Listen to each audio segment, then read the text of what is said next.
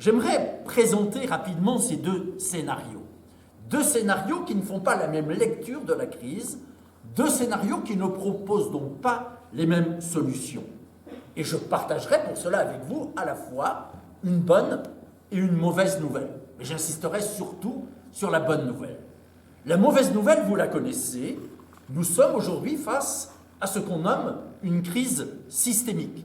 Une crise économique, financière, sociale, écologique, politique, anthropologique, et on peut même ajouter une crise sanitaire et militaire. Je donnerai simplement deux chiffres. Le premier illustre l'ampleur de la crise sociale. 20% des humains s'approprient aujourd'hui plus de 80% des ressources naturelles. Imaginez que vous invitiez à votre table 4 amis, vous avez un gâteau, vous faites 5 parts. Et vous tout seul, vous mangez les 4 premières parts. Et vous laissez la dernière part aux 4 autres. Voilà aujourd'hui la situation planétaire. Alors c'est pas joli par rapport à nos grandes valeurs comme l'égalité, mais ça ne serait pas forcément si grave si on pouvait croire encore dans l'espoir d'une croissance infinie du gâteau. Et c'est là où on tombe sur le deuxième chiffre, le deuxième constat. Si 8 milliards d'humains partageaient notre mode de vie, une planète Terre ne suffirait pas. Il en faudrait 3, un peu plus de 3 si on partageait le mode de vie d'un Français, et plus de 6 si on adoptait le mode de vie d'un Nord-Américain. Vous savez que chaque début août, nous dépassons la capacité de régénération de la planète. C'est-à-dire tout ce qui est produit, tout ce qui est consommé après début août l'est au détriment des générations futures. Alors début août, c'est une moyenne. Et comme toute moyenne, ça cache autant que ça révèle. Aux États-Unis, la date du dépassement, c'est fin février. Tout ce qui est produit et consommé après fin février l'est au détriment du futur. Et en France, c'est fin mai. Alors le capitalisme ne nie plus cette réalité.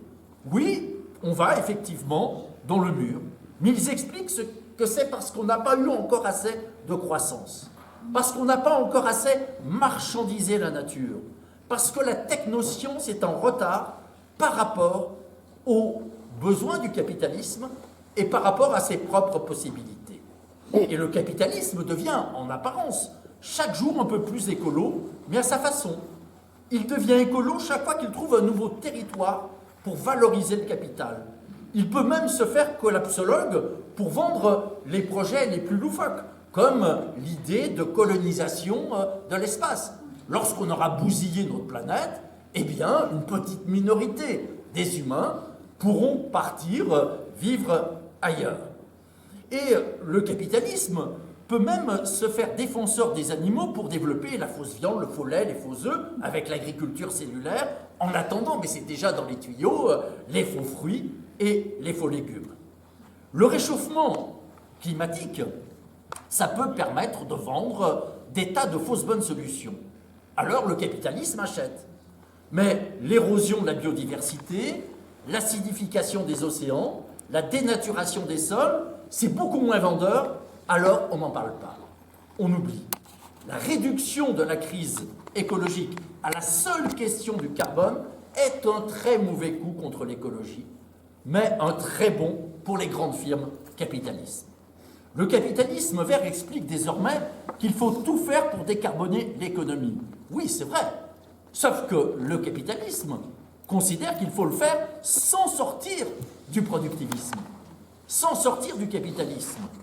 Et la dictature du carbone sert à faire oublier tous les autres problèmes, mais aussi à vendre les voitures électriques et le nucléaire. Cette stratégie aujourd'hui des puissants de la planète a un nom de code. Ce nom de code, c'est ce qu'on appelle l'adaptation. L'adaptation, telle que l'entendent les puissants, ce n'est pas de faire avec le réel et ses limites, mais c'est de produire un réel sans limite dont le capitalisme a besoin et que permettraient aujourd'hui les promesses de la technoscience. Cette stratégie de l'adaptation, elle comprend deux grands volets. Premier volet, c'est d'arriver à adapter la planète. Adapter la planète, c'est tout simplement ce que propose la géo-ingénierie. C'est-à-dire qu'il s'agirait de prendre artificiellement le contrôle de la planète. Je vous cite quelques-uns des projets dans lesquels aujourd'hui on réalise des investissements considérables. Il s'agit par exemple de créer un immense bouclier entre la Terre et le Soleil, composé de dizaines de milliers de satellites, pour que ce bouclier puisse faire de l'ombre à la Terre. Il s'agit également de répandre des millions de tonnes de poussière de soufre et d'aluminium dans la stratosphère pour faire baisser la température terrestre. Il s'agit aussi de couvrir de couleur blanche une partie estimée à 6 à 8% de la planète, là aussi pour faciliter la réflexion solaire. Il s'agit d'inventer des arbres OGM, mangeurs de CO2. Il s'agit de développer ce qu'on appelle les puits de carbone. Les 2 premiers puits de carbone sont en chantier actuellement en France.